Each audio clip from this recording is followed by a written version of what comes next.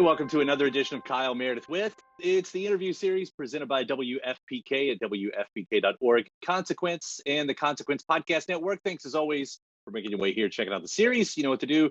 You like what you see, what you hear, hit that subscribe button. I do 3 interviews every single week and do it every Monday, Wednesday, and Friday. So it's a great way to keep up with your favorite artist. I am so excited and honored today to have Sam Fender on. Hello. Hello, mate. You all right? Yeah, man. First off, congratulations, 17 going under. It's blown up for you, and I know you're getting the awards and everything. I mean, this record, it's so damn good. Just all the congrats. Thank you, man. Thanks very much. Appreciate that. It's there's so many layers when you get into this record. I know, as you've talked about it plenty before, but exploring your own upbringing to sort of find out who you are now, is that the right way to kind of phrase what this album in general is about? Yes, it's a coming of age record, I think, and it's all just about the trials and tribulations of being a teenager in the northeast of England. And I wrote it because I was in the middle of the lockdown. I had nowhere. I was supposed to be coming over to New York. Actually, I was going to do the second album out there, but I'm actually thankful that didn't happen, because I wouldn't have wrote the record that I did had I have not been stuck at home for so long, you know. So writing about growing up around there, because I was constantly reminded of every street and every area in my hometown has some sort of memory attached to it, which I could write about. So. Yeah, a lot of artists like to deflect themselves when writing songs, but here you are, as you say, you're kind of put in the moment where you have to write about yourself, or you chose to anyway. I mean, if a lot of the album is biographical, how big was that obstacle, or what were the obstacles? Did you have to get past something to be able to write about yourself like this? I started. People don't really do therapy where I'm come from, put it this way, and. Even my dad's like, I don't believe in it. You know what I mean? So, and I started doing it once we started succeeding with the music over here, because I had a bit of cash to be able to afford that, and that subsequently gave us all of that, gave us the tools to be able to sort of articulate that time in my life. I couldn't really write about being 17 when I was 17, because I just didn't know how to, you don't really know how to unpack it all, I think. And so much happened as a kid, which for most people, they have a lot of things happen through their adolescence that sort of shape them and carve that sort of personality and perspective on life. And I think that gave us that time to really kind of dig deep and work through that stuff and have a better understanding and awareness of how I am the way I am and why I am the way I am. The good and the bad, and the pros and the cons of how that affected us, growing up. It just ended up becoming a really cathartic experience, and I think it's kind of translated and worked for other people as well. With people who've listened to it, everybody seems to be the people who like it anyway. seem to get a lot of catharsis from it, which is lovely. Who doesn't like this record? That's not a thing. I call them well ends. They're like people who they're like guys. There's this special brand of people in the UK. I call them well ends, and they have like the Paul Weller, Liam Gallagher, Oasis haircut. That's like up to that, but like with a receding hairline, and they only listen to like 4 fucking bands. It's like Stone Roses, Oasis, Paul Weller, and like Ocean Colour Scene, and like everything else just sucks. and I'm like that. I'm like the antithesis of what they like, because I'm like rock band, but like I sing about being sensitive. Right. But you've got Paul Weller on your side, right? Like, he came out as a champion for you. Oh, by the way, as a quick caveat to that story, I love Oasis, I love Paul Weller, and I love Stone Roses, and I love I grew up listening to that, and a lot of Oasis and Stone Weller and Paul Weller fans are like, all my friends, we're all the same.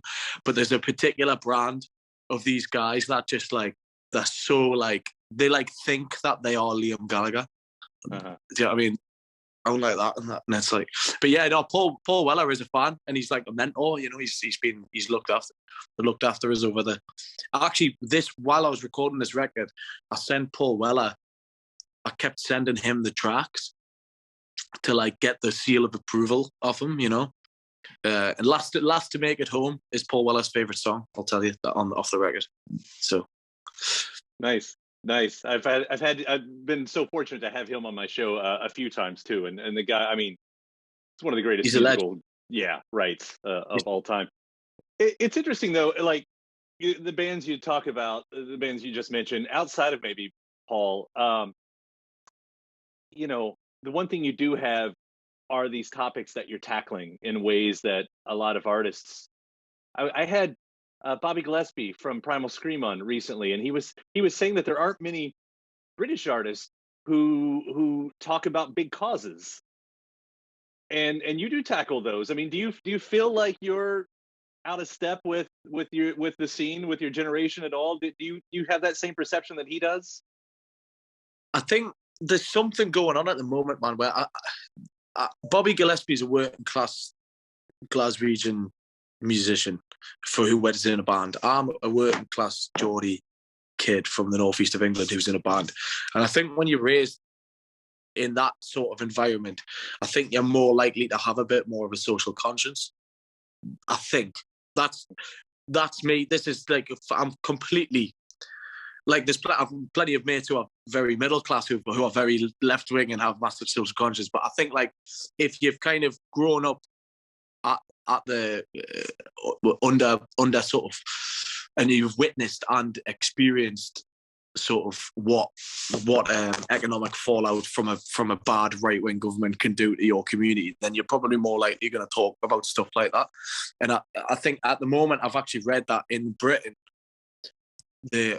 since 2008, the increase of kids who are privately educated who are in the charts, there's barely any kids who aren't privately educated now who are successful in the music industry in my country. So I think there's something to do with that. I think if you're like privately educated over here, there's a good chance that your parents are Tories, and then there's a good chance that your parents aren't going to be talking about impoverished neighbourhoods in the north of England, or like talk about, you know, the disparity between the rich and the poor, because chances are they're probably hiding their fucking money in the Cayman Islands. So it's like, I think that's probably got something to do with it as well, you know.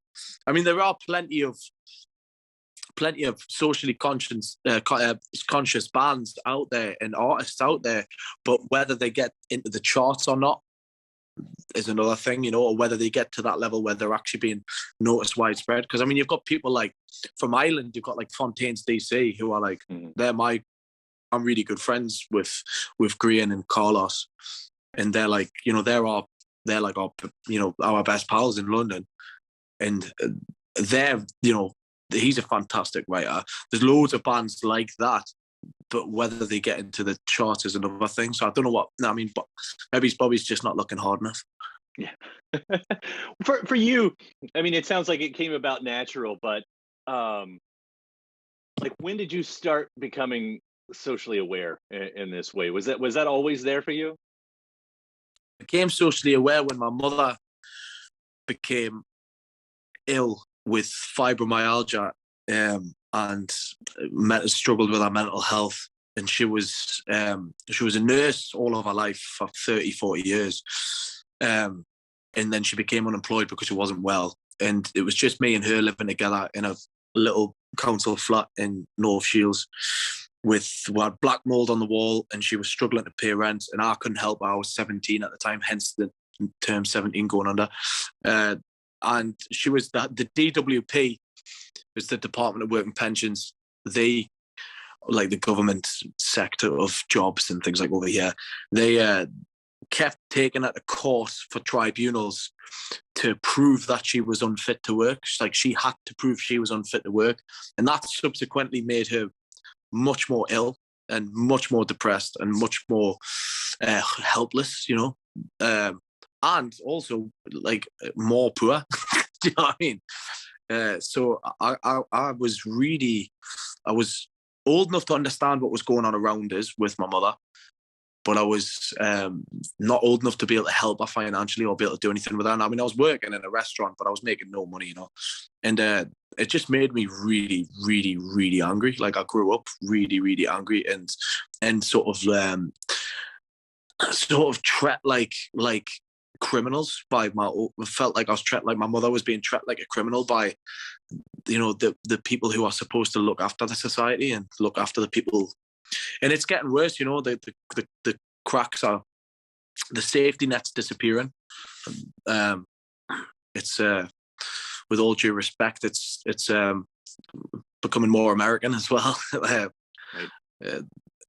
With in terms of the kind of the healthcare is being sort of demolished in the way that it used to be, and I'm a big fan of healthcare. I think it's something that people should have, and I think people deserve, regardless of what your background is or what your income is. I think everyone should have that right, So I think that was around that time. I think if you've been scorned by it, I had grew up with a chip on my shoulder, I suppose. Yeah, it's interesting. And by the way, I agree with I think everything that you said right there too. It's interesting. You're going on tour with the Killers and their latest record, Pressure Machine. When I first heard 17 Going Under, it was around the time I was listening to a lot of that one and hearing how you and Brandon were both coming sort of from a similar spot to talk about these towns you grew up in and how they've just been beaten down and beaten down. I think the difference being that, you live there, and for Brandon, it was just something that he occasionally visits at this point. I don't know. Have you heard the record? And if so, were you able to sort of identify in that way with that? I literally had a boner when I first heard Free in the West Hills. I was like, what? It's like, that motherfucker's using a mandolin as well. I was like, bastard. I came out first though. I got first with the mandolin sound. But I was like, whoa, this is awesome. It's like they could have been off the same record. You know what I mean? Mm-hmm. Yeah, I mean the fact that you guys are touring together too, but it does. I mean that, like, I come from a town like that. I come from a very small, sort of poorish town in the middle of Kentucky too. So hearing what you like, I do hear myself in your music, in Brandon's music in this. But it's interesting the way you're both, just the timing, I guess, the way you both come at this, to talk about what's happening in these towns. It's bizarre, isn't it? It is. It's a bit of a coincidence and I think that also it's quite a universal thing. What my record and what the Killers record is talking about, I think it's quite a universal thing. I think a lot of people can relate to that and see themselves in the characters of those songs. Do you know what I mean? Mm-hmm.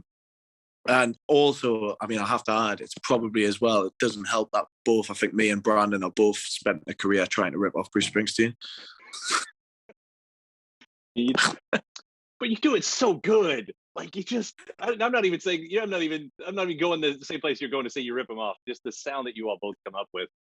There's a song on here, and maybe it's the deluxe edition. I've got to read the Angel and Lothian. Am I saying that right? Lothian, yeah. Yeah, where it said, "Kid, it's not me, it's this town." I mean, to me, that said it all right there. I'd say it's the simple lines sometimes that are the best ones. Yeah. That was my brother. That was genuine, like a genuine quote from my brother. Yeah. But from kids, So being present. My brother's 9 years, so I kind of always held him in such high esteem, and he's always been like my hero, growing up. So we were old enough, but there's a big enough age gap, 10 years, that there was never that sort of sibling rivalry. He's always been just my hero, So that whole song is kind of about the death of imagination, as you sort of start to realize that life isn't as rose tinted as you remember it as a child, And that was me being 13 and kind of seeing my brother sort of struggle with his issues and being fucking skint. It's way to put it, Or what do you say in America? Broke. broke. Yeah. Well, I know we're getting close to the time here. I do want to quickly compliment, or not but compliment you, but it's interesting now that the deluxe edition is out, how it sort of adds another part to the story. The way it ends. I mean, the final line we get now, "This place is full of poacher guys, and tonight I'll join them when I die." Like that becomes the final line of the record. Once we have the deluxe edition out, when you're Yeah. choosing those songs, that's now, it's not part of the original album, but part of this bonus version of it. Do you still think of it in an album sort of way, like that? Yeah, I do. I purposely put Poltergeist at the end because I felt like that was a great closer anyway, and I kind of almost wanted Poltergeist on the standard as well.